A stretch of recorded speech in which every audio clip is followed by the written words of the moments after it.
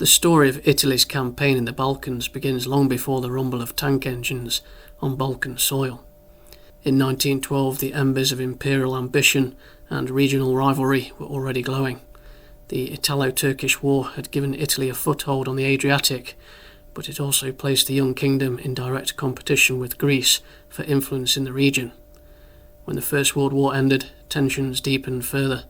The 1919 Treaty of Versailles did not deliver what had been promised to Italy. Italy had expected generous territorial rewards along the eastern Adriatic, yet Italy did not receive many of these lands and strategic coastal territories, and land in Anatolia was handed instead to Greece, much to the Italian delegation's disgust. For Mussolini's regime, which came to power later in 1922, this was not merely a diplomatic slight, but a betrayal that demanded redress. In 1923, the fragile peace between Italy and Greece was shattered by the Corfu incident, when Italian officers, including Enrico Tellini, on an international boundary commission, were murdered on Greek soil under mysterious circumstances. Mussolini seized on the outrage, hurling accusations at Athens and issuing a brutal ultimatum that Greece could not fully accept.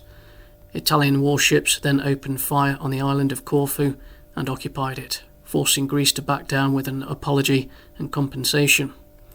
The episode humiliated Greece and convinced Mussolini that force, not diplomacy, was the surest path to Italian prestige, driving the wedge between the two nations even deeper. Through the 1920s and 1930s, Mussolini also focused on spazio vitale, a territorial expansionist idea that would provide extra living space for an overpopulated Italy. While Africa had been identified as a territory for this expansion of a new Roman Empire, with the invasion of Ethiopia in 1935, the Balkans was a region much closer to home that Mussolini felt was vital for Italy's imperial goals. Albania would be the first target, not only to increase Italy's territory, but also to serve as a foothold from which to strike at Greece. As the 1930s unfolded, the rise of Nazi Germany reshaped Italy's ambitions and anxieties alike. Mussolini had once imagined fascist Italy as the senior partner in a new European order, but Hitler's rapid expansion steadily pushed Rome into a junior role.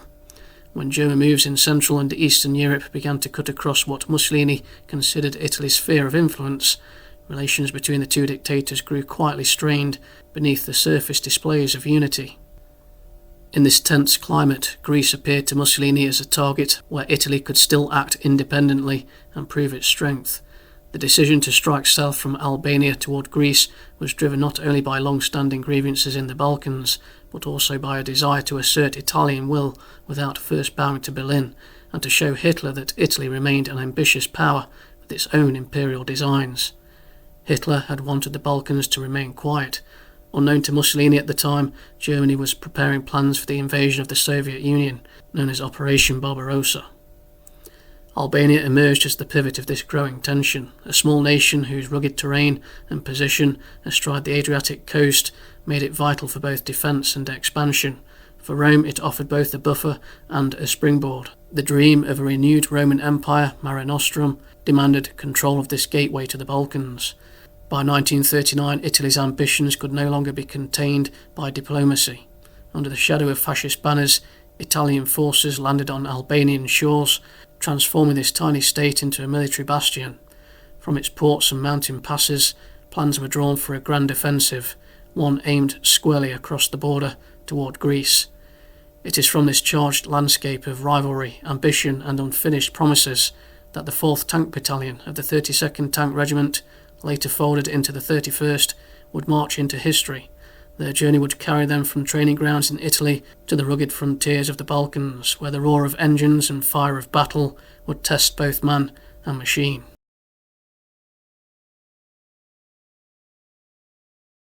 In the spring of 1939, the Italian move on Albania unfolded less as a hard-fought conquest and more as a rapid demonstration of force. Italian troops and equipment crossed the Adriatic by sea, escorted by warships, converging on the key port of Durrës. There, a small Albanian garrison of roughly 500 men tried to resist as cruisers and destroyers of the Regia Marina, led by Italian commander Ettore Sportiello, opened fire and assault troops came ashore. Albania's army was small, poorly equipped and unable to stand against Italy's formations, which, though still largely infantry, were backed by naval firepower and included a limited armoured component of roughly 200 Cavallero light tanks spread across only a few units. Some of the Cavallero groups had tanks from the 131st Armoured Division Centauro. Under leaders such as Messa and Guzzoni, and with Mussolini in Rome expecting success, Italian forces pushed inland to occupy Tirana, securing the political heart of the country. The main ports of Durrës and Vlorë, further south and closer to the Greek border, were brought firmly under Italian control, becoming crucial logistical hubs for shipping men, vehicles and supplies that would later be needed for any campaign against Greece. By the time the invasion ended, Albania was fully occupied and turned into a forward base of Italy's Balkan ambitions. Mussolini declared the creation of the Italian Empire, which gave King Vittorio Emanuele III of Italy a new title as King of Albania, to add to his other title, Emperor of Ethiopia, a title received after Ethiopia had been captured by Italy 3 years earlier.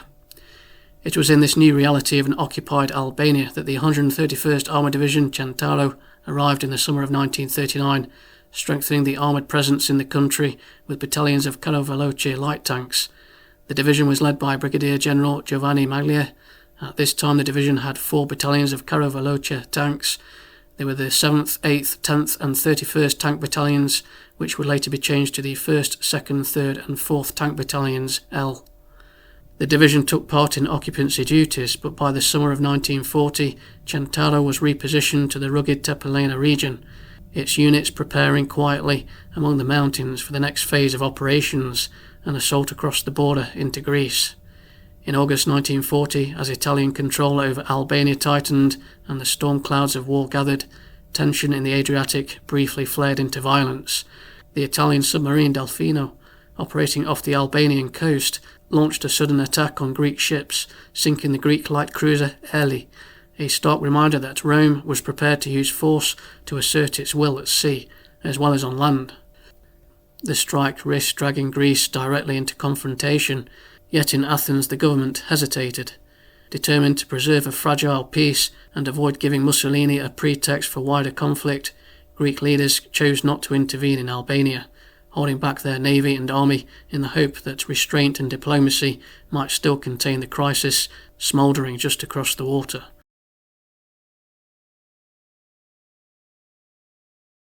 In October 1940, Rome put the final touches on its long-prepared strike against Greece, codenamed Operazione G. The plan initially called for a limited push into Epirus, seizing a strip of territory along the frontier, but in the 2 weeks before the invasion, Mussolini's ambition swelled, and the objective quietly grew into the full occupation of Greece. Standing against them was the authoritarian Prime Minister, General Ioannis Metaxas, who had anticipated an Italian move for years and shaped Greece into a country prepared to fight a defensive mountain war rather than meet the larger Axis armies in open country. When Mussolini's ultimatum demanded that Italian troops be allowed to occupy strategic points in Greece, Metaxas refused, and within hours Italian columns were crossing the frontier into the rugged passes of Epirus and the Pindus range. Metaxas's overarching tactic was to trade space and time only where necessary, while using the terrain of northern Greece as an advantage, turning steep ridges, narrow valleys and riverlines into successive belts of resistance. He emphasised a tight combination of well-sighted infantry, concentrated artillery fire and local counterattacks, betting that motivated Greek soldiers who knew the terrain could blunt and then reverse the advance of an enemy that relied on roads, motor transport and artillery support, unsuited to winter mountain fighting. On the Epirus front, the Greeks organised their main defence around the Kalpaki position north of Ioannina, where the Epirus Army Section under Major General Charalambos Katsimitros deployed the bulk of his available battalions and artillery batteries. The sector was held initially by elements of several infantry divisions, with 4 divisions and 2 brigades in total deployed along the Albanian border on the eve of the war, and Katsimitros used a forward screen of a few battalions to delay the Italian advance while his main line dug in astride the approaches. In the Pindus sector, the danger was different. The Italian Alpini Giulia division pushed through the high mountains aiming for Metsovo, a critical road hub whose loss would have cut the Epirus forces off from the rest of Greece. To meet this, the Greeks only had a modest Pindus detachment under Colonel Konstantinos Davakis, consisting of 2 infantry battalions, a cavalry company, and a small number of artillery pieces that had to be hauled along mule tracks and then placed on high ridges. Metaxas's tactical concept here rested on stubborn delaying actions on successive ridgelines, followed by rapid reinforcement from other sectors once it became clear that the Italian effort in Pindus threatened to outflank Epirus. Farther east on the Macedonian front, the Greek High Command had initially deployed several divisions facing Bulgaria behind the Metaxas line, a fortified system of bunkers and strong points intended to oppose a possible German or Bulgarian thrust rather than the Italians in Albania. Opposite the Italian 26th Corps, near Korce, Greek forces under the Western Macedonia Army Section, comprising the 2nd and 3rd Army Corps, held a narrower front across mountainous terrain, with infantry divisions positioned to guard passes and valleys that led south into Greece. Artillery in this sector was thinner than in Epirus, but still crucial, with batteries deployed to command the few usable roads and to support infantry counterattacks once the Greeks shifted to the offensive after stabilising the line. Throughout the winter of 1940 to 1941, Metaxas's defensive strategy depended on 3 intertwined elements: infantry divisions structured on a triangular pattern with relatively strong rifle strength, artillery massed where it could dominate narrow approaches, and the systematic use of natural obstacles instead of overextended linear positions. Along the Albanian border, 9 Italian divisions were assembled for the assault, including the 131st Armoured Division Centauro, poised among the mountains and valleys that marked the gateway into Greek territory. Yet even inside the Italian High Command, doubts were already taking shape. Chief of the General Staff Pietro Badoglio warned that 9 divisions were not enough, insisting that at least 20 would be required for a truly secure and decisive campaign. What had further weakened the infantry divisions was Regio Esercito Chief of Staff General Alberto Pariani's decision to restructure the infantry divisions from triangular to binary divisions through 1937. The infantry divisional structure changed from 3 regiments to 2 regiments. While it was a decision to ease the logistics, it weakened the numbers of troops available that could be the crucial factor to holding a defensive position or maintaining a high-intensity assault, such as the attack on Greece. On the ground in Albania, however, General Sebastiano Visconti Prasca, Commander-in-Chief of the Italian forces there, remained more optimistic. He requested only 3 additional mountain divisions, including Giulia and supporting units, confident that Italian firepower and mobility would carry the day.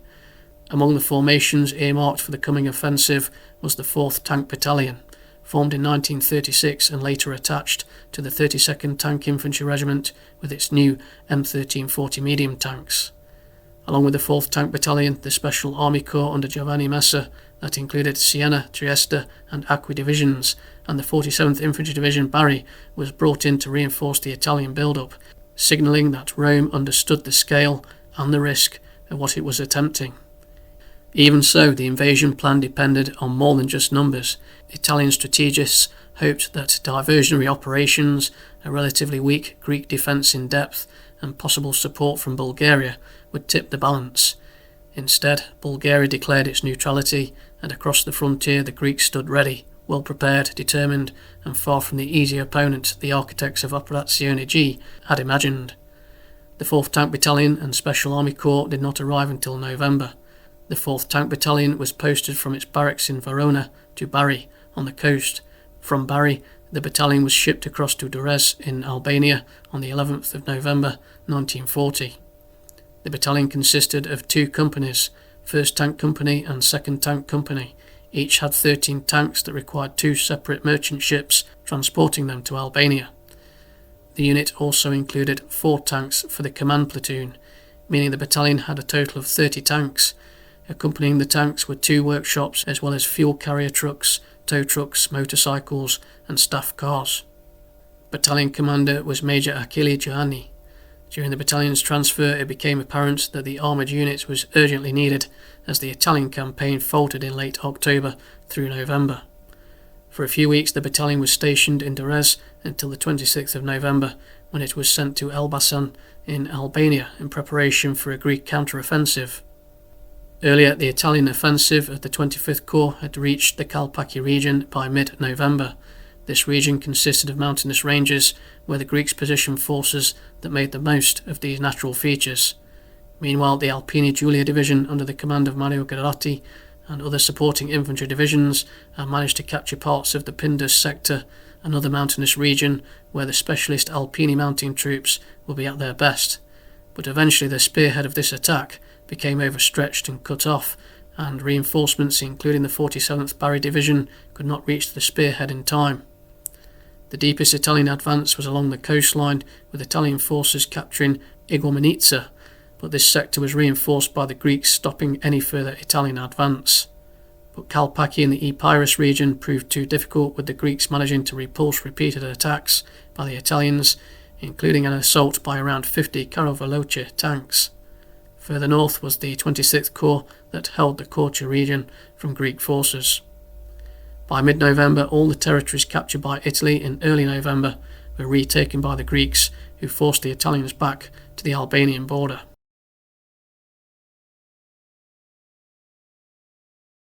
The Italian forces in Albania were reorganised in mid-November 1940. Commander-in-Chief Visconti Prasca was dismissed and sent back to Italy. General Ubaldo Sodo took command. The 9th Army was formed out of the 26th Corps in the Korcha region. The 4th Tank Battalion, with its M13 40 tanks, would be attached to this army as it transferred to Elbasan in Albania. Headquarters of the battalion was situated in the country's capital, Tirana. The 11th Army was formed from the 25th Corps, including 3 infantry divisions, and the 131st Armoured Division, Gentaro. Logistics to these newly formed armies was insufficient, with bottlenecks created at the ports in Durrës and Vlora that had limited capacity. Many supplies had to be airlifted to the capital, Tirana, which consumed most of Italy's air transport, to the detriment of the Italian forces in Africa. Only troops could be airlifted, no heavy equipment. In anticipation of a Greek counterattack, 4th Tank Battalion was ordered to use the M1340s for patrol duties near the front lines in Albania. It had difficulties performing this task due to the bad state of the roads and hilly ground. It was early signs of the limitations of the M1340, a tank designed for mountainous warfare, but with an underpowered engine and stress on its chassis. From the 14th to the 23rd of November, the Greeks launched counteroffensives. Further north at Korcha, the Italians were taken by surprise.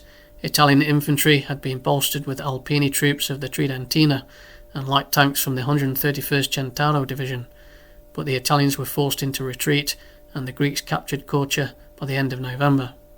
The Greeks decided to fight from ridges and rocky terrain, never exposing infantry too much, as their forces lacked the support of tanks and anti-tank weaponry. The tactic worked, and the Italians found it difficult to organise in the tricky terrain. Meanwhile, the 4th Tank Battalion would transfer to the tactical command of the 31st Tank Infantry Regiment and would now be acting under the 131st Armoured Division, Centauro, now part of the 11th Army. The next strategic target for the Greeks was Vlora, the key port for the Italian army's supplies. If the Greeks could take the port, then this would leave only Durrës as a supply line for the Italians. The offensive would begin on the 23rd of November. This would mean the Greeks advancing through Tepelene on the way to Vlora. On the 10th of December, 4th Tank Battalion was ordered to Tepelene to block the Greek advance that was threatening to reach Vlora. The Greeks had reached the Klisura pass and pushing forwards to the coast. In late December, the Greeks had arrived at Mount Tomor, but conditions were worsening for the Greek army. Supply lines were overstretched and the winter weather was awful. The Italians had stiffened the resistance with 11 infantry divisions, as well as supporting Bersaglieri, Blackshirts and cavalry units sent to the front. The Greek offensive came to a halt.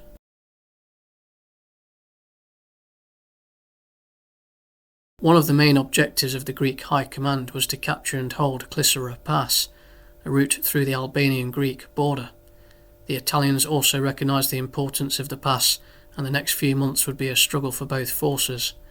General Ugo Cavallero had taken the post as Chief of General Staff from Pietro Badoglio early in December, and shortly after was sent to command the Italian forces for the campaign in Greece, with General Sodu returned to Italy. Cavallero was already planning Italian counter-offensives for spring 1941. In early January 1941, an order came for the 33rd Infantry Division Acqui to launch a counterattack against the advancing Greek forces with the support of the 4th Tank Battalion and other units of the 131st Armoured Division Centauro. But there was a delay in the M1340 tanks reaching the tactical point. The passageways through mountainous roads proved difficult. The engines and mechanical parts of the tanks struggled to cope. The attack was called off as Acqui needed the support of armour to counter Greek infantry. Around this time, the 2nd Tank Company of the 4th Tank Battalion was bombarded from Greek artillery strikes, but suffered no losses. Over the next few days, it would be the Greeks who launched attacks to take Klisura Pass. Present at the battle was the Greek 2nd Army Corps. On the 12th of January, the Greeks attacked at Klisura. Initial successes led to reinforcements for Greek forces for a continued attack on the 20th of January. The 1st Tank Company, led by Lieutenant Ugo Passalacqua of the 4th Tank Battalion, was ordered to be ready for the attack and move towards the front lines. They advanced from Koda, near Tepelene, through narrow mountainous roads under Greek artillery fire, with the 2nd Tank Company, led by Lieutenant Luigi Camera, following shortly after. One tank of the 1st Tank Company was lost as it was overturned. Contrary to reports and sources, the 4th Tank Battalion and its M1340 tanks were not decimated, but they were unable to effectively force back the Greeks at the Klisura Pass. The artillery was too intense to organise a frontal attack. The Greek army did not have a lot of anti-tank guns, but some artillery units did have available 75mm, more than enough to rip through the armour of the M1340 tanks. General Cavallero did not waste time in ordering a counter-attack. On the 27th of January 1941, 2 platoons of the 1st Tank Company was ordered to attack from Tepelene and to reach the plain of Klisura and pass over a bridge on the Vjosa River. The M1340s were ordered to break through Greek lines and destroy artillery. In conjunction with this assault would be the advance of the 58th Infantry Division Lenagno, who would attack Mount Scendeli. The assault had major problems. There was a lack of communication with the tanks lacking radios, intelligence could not be reported quickly, and coordination amongst the difficult terrain relied on messengers and shouting orders from hatches. There was also a lack of knowledge of the local terrain, and the Italian tank crews did not know if the bridge over the river was still standing. Reconnaissance vehicles in the form of L3 tanks were sent further forward to scout the terrain. The attack was called off as scouts reported an anti-tank ditch before the bridge.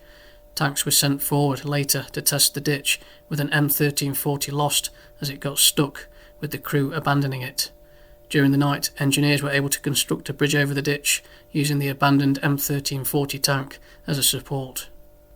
5 Italian medium tanks, led by Lieutenant Rinaldo Panietta, arrived at the wooden bridge in the morning of the 27th of January. They were able to cross it and took to work in destroying Greek explosives before coming under fire from Greek anti-tank guns as the tanks approached the Vjosa River bridge. The Greek fire intensified as the tanks tried to cross the river, with 2 tanks damaged. The attack recommenced in the afternoon with 4 tanks of 2nd Tank Company under the command of Lieutenant Sartenia. 3 tanks were destroyed, with 1 managing to return after the failed attack, but was damaged and some crew were either killed or wounded. Lieutenant Panietta decided to reach the 3 knocked-out M13s in his tank, supported by a 2nd tank commanded by Lieutenant Passalacqua. Panietta wanted to get a better idea of the situation to report back to High Command. On approaching the damaged tanks, Passalacqua's M13 took a direct hit from a Greek anti-tank gun. All crew, including Passalacqua, were badly injured and died a few days later. Panietta's tank had mechanical failures, and he and his crew chose to abandon it, returning on foot to Italian positions. In the 2 days of fighting, 7 M1340 tanks had been lost, with 2 officers and 15 crew killed, and a failure to achieve the objectives. On the 29th of January, Prime Minister and Commander of the Greek Defence against Italy, Ioannis Metaxas, died of cancer. He was succeeded by Alexandros Koritsis, who had to oversee the organisation of Greek forces and the fortifications built by Metaxas facing the Bulgarian border. He would later face the burden of a combined Axis invasion led by the Germans. In early February, M1340s of the 4th Tank Battalion joined other light tank units of the 31st Tank Infantry Regiment for attacks on Greek positions, but the regiment had to retreat before the Greek forces could position and aim their anti-tank guns in time to fire at them. On the 17th of February, tanks from the 2nd Tank Company took part in another counter-attack against Greek infantry that advanced to Mount Golik. A few days later, another tank was lost. Near the end of the month, an M1340 of 2nd Tank Company was lost, again due to overturning when it tried to pass the previously lost tank that had overturned nearly a month earlier on the Koda Road, that tank belonging to the 1st Tank Company. The tank had not been recovered and was left buried in the snow. By mid-February, the Greek offensives were struggling with ammunition shortages while continuing small skirmishes, which did not bring much territorial gains. General Cavallero decided that this was the time to launch an offensive to regain the ground lost and push through Greece again.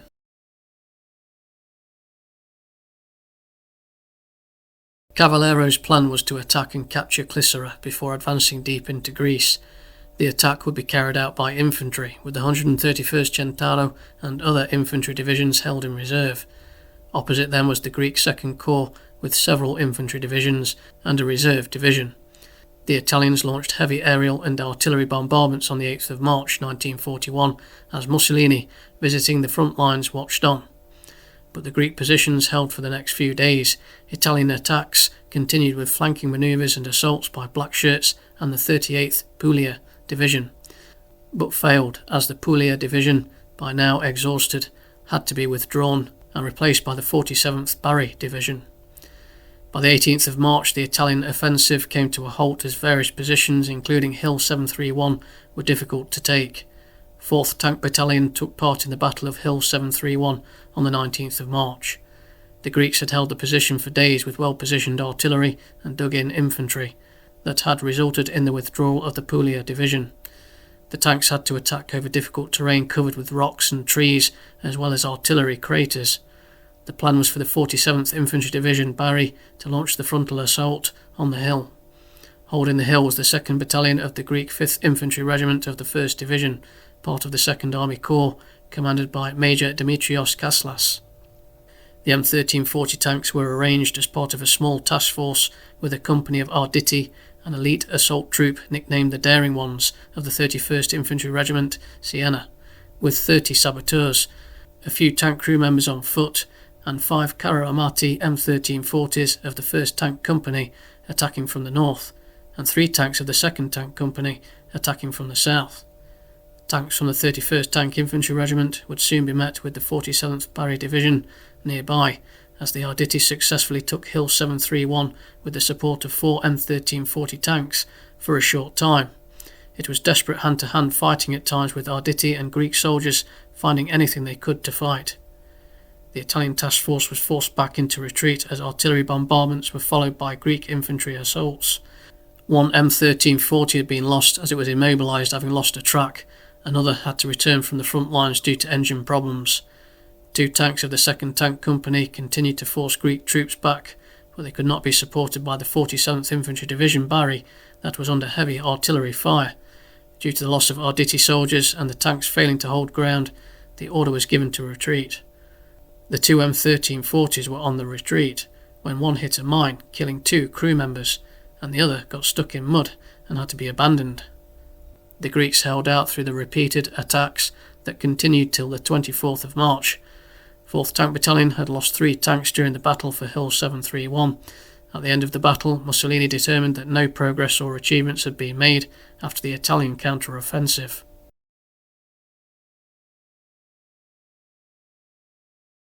The Axis invasion of Yugoslavia in April 1941, the so-called April War, grew out of a tense winter of diplomatic pressure, internal division and foreign intrigue. Hitler's plans for a campaign in the Balkans and against Greece required secure lines of communication through Yugoslav territory, and Berlin pressed Belgrade hard to align with the Axis, even as much of Yugoslav public opinion remained wary or openly hostile to Nazi Germany and Fascist Italy. Through early 1941, Yugoslavia tried to balance between neutrality and mounting pressure from its powerful neighbours, hesitating to become fully bound to the Axis bloc.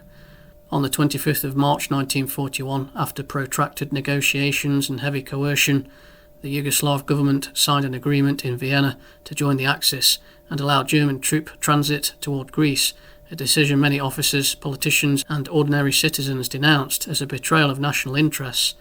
This apparent capitulation capped months in which earlier Yugoslav reluctance to commit to the Axis Pact had already strained relations with Berlin and Rome, making Yugoslavia's internal divisions an increasingly attractive target for foreign manipulation.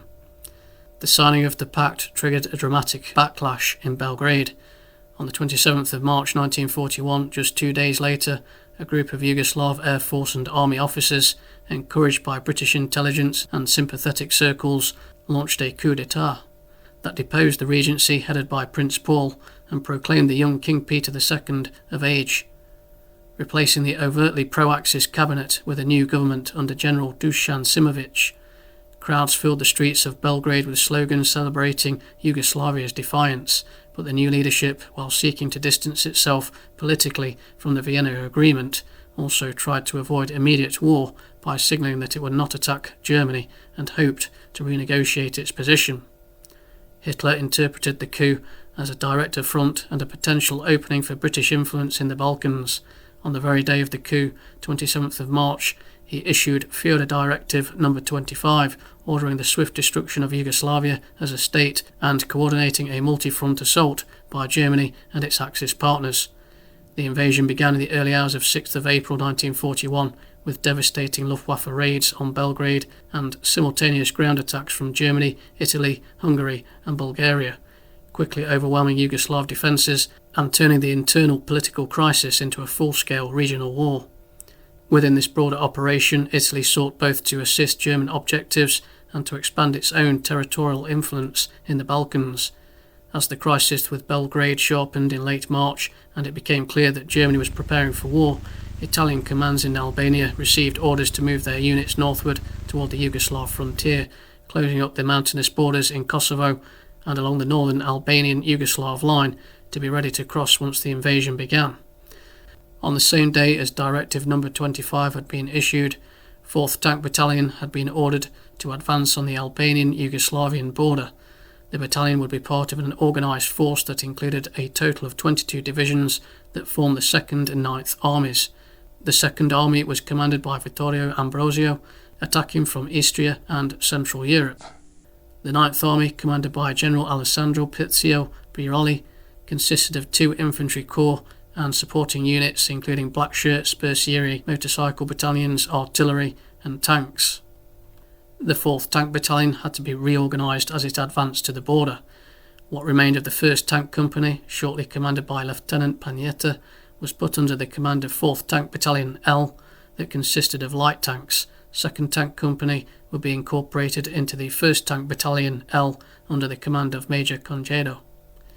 In the first few days of the operation, Germans would launch air attacks on Yugoslav airfields, followed by German panzer units launching assaults after advances from surrounding countries, including Bulgaria, Romania and Hungary. The Yugoslavian army was disintegrating fast. Italy, with Hungary, would join the offensive on the 11th of April 1941. The Italian 9th Army, deployed in Albania, went into the April 1941 campaign with a clear mission: to push north and northwest against Yugoslav positions and open the way into Montenegro and the interior. Its infantry and Alpini formations moved through the broken ground and narrow valleys of northern Albania, while attached armoured elements were concentrated for local breakthroughs along the main axis of advance. Among these armoured assets was the 4th Tank Battalion, whose 2nd Tank Company fielded a small but important group of M13 40 medium tanks. In the days following the Axis attack, a detachment of 5 M13 40s from this company was sent to Škoda, the key Italian base in northwestern Albania, and then committed to operations in the Koplik region close to the Yugoslav border. Moving along rough roads and tracks north of Škoda, the company advanced toward the line of the Drin River, where Yugoslav forces had organised a defensive screen to check Italian probes. In the ensuing battle around the river crossings and nearby villages, the Italian armour and supporting infantry pressed home repeated attacks, gradually forcing the Yugoslav units to give ground under pressure. The fighting around Koplik and the Drin River ended in an Italian success, with the Yugoslav defenders suffering heavy losses in killed, wounded and prisoners, and their line in this sector breaking apart under the combined weight of artillery and armoured thrusts. Italian reports, however, also recorded significant material losses in the engagement. A number of light tanks were knocked out or abandoned in the rough country, and several M1340s and L3s fell victim to anti-tank fire, mechanical failures, or difficult terrain. Even so, the 9th Army had achieved its immediate objective in the northwest, opening the way toward the Montenegrin frontier and helping to unhinge Yugoslav positions in the border zone. While the 9th Army operated from Albania, the Italian 2nd Army advanced from the northeast, striking into Slovenia and Croatia alongside German and Hungarian forces. Its role was to push across the frontier, seize key towns and communication lines, and secure territory that Rome hoped to annex or control as part of the new order in the Balkans. As German armoured formations drove rapidly toward Belgrade and deeper into the Yugoslav interior, the 2nd Army's progress contributed to the rapid encirclement and dismemberment of the Yugoslav state, ensuring that resistance in many northern sectors was outflanked and forced into piecemeal retreat or surrender. With the Yugoslav front collapsing, the M1340s detached to Skoda received fresh orders to push beyond the border and advance into Montenegro, supporting infantry columns probing into the mountainous hinterland. The advance brought the tanks into the difficult terrain around in the region, where narrow valleys, steep slopes and poor tracks limited manoeuvre and made every movement vulnerable to ambush. In these actions, Italian armour worked closely with infantry, using its firepower to break up rearguard positions and strong points, while relying on foot troops and engineers to keep the tanks supplied and moving through the harsh landscape. During the battle, around 3 M1340 tanks were destroyed, with 1 heavily damaged and 11 L3s burned out, with 5 badly damaged. A total of 20 tank crew members were killed, with 12 wounded. As the broader Balkan campaign drew to a close, Axis forces converged and reorganised. The 131st Centauro Armoured Division, operating in the region, eventually encountered the vanguard of the 33rd Tank Infantry Regiment of the 133rd L'Italia Armoured Division, symbolising the junction of Italian armoured spearheads that had been driving on parallel axes. With the Yugoslav resistance effectively broken and the campaign entering its final phase, orders were issued to pull Centauro back towards Skoda, where preparations began for its return to the Greek front. The division, now seasoned by operations in Albania and against Yugoslavia, would remain engaged on that front until the end of hostilities in the theatre. The remnants of the 4th Tank Battalion, reduced by combat losses and mechanical attrition, were no longer fit for sustained operations at the front. After the campaign, what was left of the unit was sent back to Italy and officially transferred to the 31st Tank Regiment, headquartered at Pordenone. Their surviving crews and vehicles were regrouped, re-equipped and prepared for future employment, carrying with them the hard-won experience of armoured warfare in the rugged borderlands of Albania, Greece and Yugoslavia.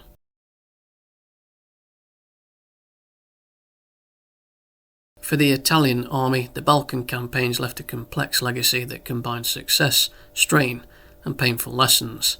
The rapid collapse of Yugoslavia in April 1941 seemed to validate Italy's role as a major Axis partner and briefly restored some prestige after the frustrations of the Greek front. Yet the contrast between operations in Yugoslavia and in Greece highlighted deep structural weaknesses, chronic logistical problems, uneven training and equipment, and a command system that struggled to coordinate large formations under modern conditions.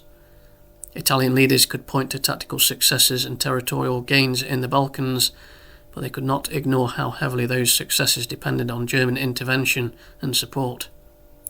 The Greek campaign in particular exposed the Italian army's logistical and operational shortcomings in stark fashion. Poor road networks, inadequate motor transport, shortages of winter clothing and supplies, and a cumbersome supply chain all combined to undermine Italian offensives in the Epirus and Albanian sectors. Italian troops often fought bravely, but were forced into defensive positions or costly attacks with limited artillery ammunition and insufficient coordination between infantry, artillery and armour. The restructuring of Italian infantry divisions from triangular to binary organisation likely influenced their performance in the Balkans in several important ways. Before the war, Italian divisions typically followed a triangular structure built around 3 infantry regiments, which offered more staying power, greater internal reserves, and more flexibility in sustaining attacks or holding extended fronts. By shifting to binary divisions, with only 2 infantry regiments, Italy effectively increased the number of divisional headquarters on paper, but reduced the depth and resilience of each formation. In Greece, this binary structure aggravated existing logistical and command problems. With fewer infantry regiments per division, each unit had less manpower to rotate frontline battalions, absorb casualties, or maintain continuous pressure in difficult terrain and bad weather. This contributed to rapid fatigue, brittle front lines, and a greater dependence on neighbouring divisions and higher command to plug gaps or reinforce threatened sectors. When combined with weak transport, inadequate artillery support, and overburdened supply lines, the binary organisation made it harder for Italian forces to sustain offensive momentum or recover quickly from setbacks. In the Yugoslav campaign, where resistance collapsed more quickly and German operations carried much of the strategic weight, the weaknesses of the binary system were less exposed, but still present beneath the surface. These failures made clear that Italy's military infrastructure and planning were not yet ready for sustained, independent operations in difficult terrain against a determined enemy, and they prompted a wave of internal criticism and reassessment at high levels. By contrast, operations during the brief Yugoslav campaign showcased some tactical improvements and better integration of arms. Against a rapidly disintegrating opponent, Italian divisions were able to coordinate infantry advances with artillery support and limited armoured thrusts, making more effective use of terrain and available mobility than they had shown in late 1940. The quicker tempo, clearer objectives, and the presence of strong German formations on other axes created conditions in which Italian units could manoeuvre with greater confidence and achieve local breakthroughs. This did not erase the structural problems revealed in Greece, but it showed that, under more favourable circumstances, Italian commanders and troops could adapt tactical methods and exploit opportunities with reasonable efficiency. For the 4th Tank Battalion, the end of operations in April 1941 marked both a respite and a turning point.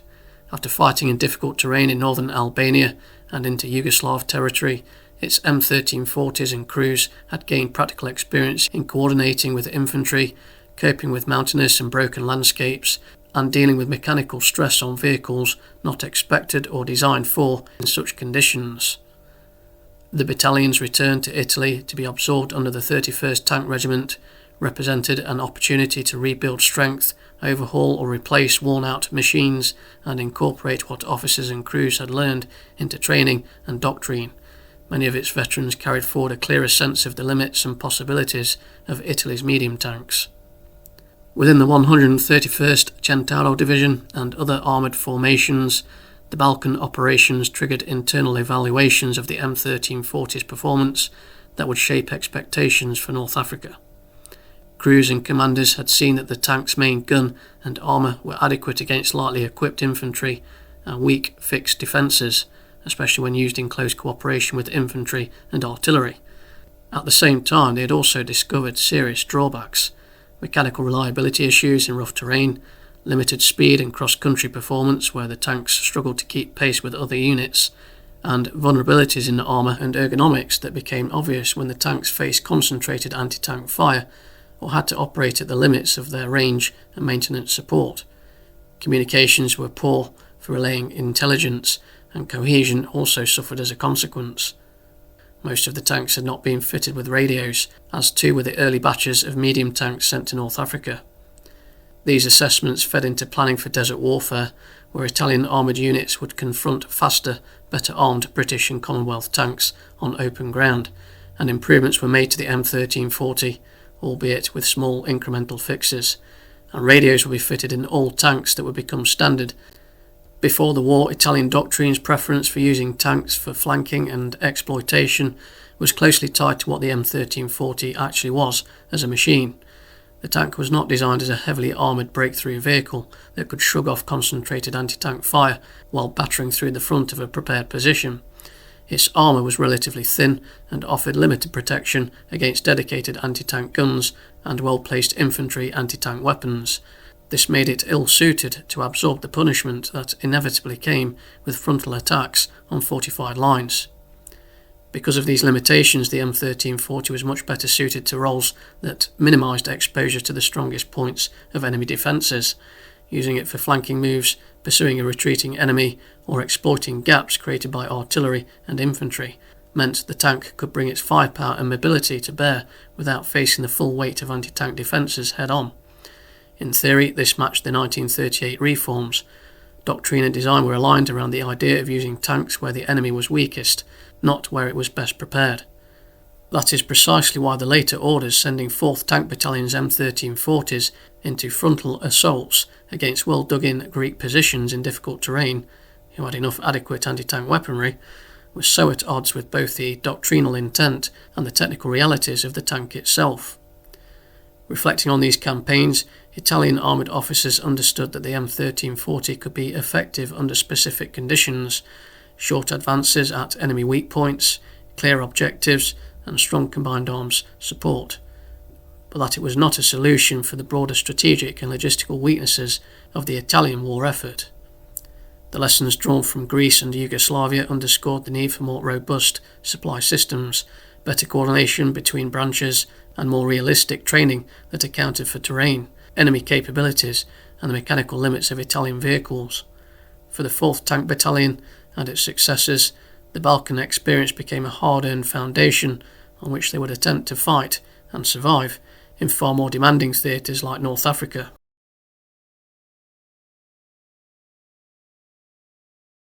In the aftermath of the Balkan campaign, the 31st Tank Infantry Regiment entered a period of restructuring that reflected both hard lessons learned and the rapid evolution of Italy's armoured forces. The regiment's original structure, built around 4 battalions of lightly armoured L335 tankettes, was no longer adequate for the demands of modern mechanised warfare. 3 of these 4 L335 battalions were disbanded, and in their place 2 new battalions equipped with more capable M1340 and later M1441 medium tanks were assigned. Within this broader reorganisation, the 4th Tank Battalion itself was restructured. It was reformed with 3 fresh companies of M1340s, while the worn and battle-weary vehicles that had fought in Greece and Albania were gradually phased out and replaced by the newer M1441 variant. By the spring of 1942, this rebuilt 4th Tank Battalion was no longer destined to remain tied to its original parent regiment. It was sent to North Africa, detaching from the 31st Tank Infantry Regiment and becoming one of the pillars of the reconstituted 133rd Tank Infantry Regiment, which formed the armoured core of the 133rd Armoured Division, Littorio. In the desert, 4th Tank Battalion finally operated in a large-scale armoured environment that would be even more demanding for the Italian tank crews. It took part in the series of armoured engagements that marked the Axis drive into Egypt, fighting in the fluid, fast-moving battles that pushed eastward toward Cairo. Yet this arc ended in the brutal attrition of El Alamein. During the defensive battle there, under the weight of superior Allied firepower, air support and logistics, 4th Tank Battalion was destroyed. Its loss in the sands of Egypt closed the story that had begun in the mountains of the Balkans, symbolising both the ambition and tragic limits of Italy's wartime armoured arm.